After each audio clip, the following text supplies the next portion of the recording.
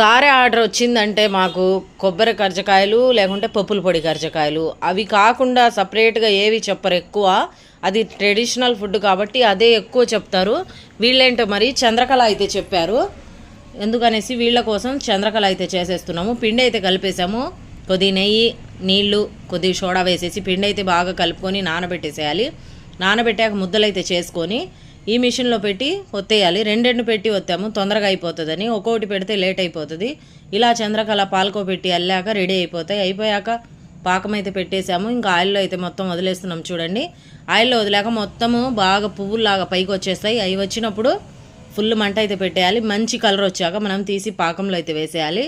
ఇక్కడ వచ్చేసి already badusha ready అయిపోయి, బాదుషా కూడా ఆర్డర్ ఉంది. బాదుషా చంద్రకళ ఎన్ని అయినా చేసి ఇవ్వచ్చు, కానీ అదే పప్పుల పొడి కర్జకాయలు వచ్చిందంటే మాకు చాలా విసుగు అనిపిస్తుంది. అంటే లేట్ పని అది. చంద్రకళ అయితే రెడీ అయిపోయింది. ఆర్డర్ వాళ్ళు కూడా వచ్చేసారు. ఓకే.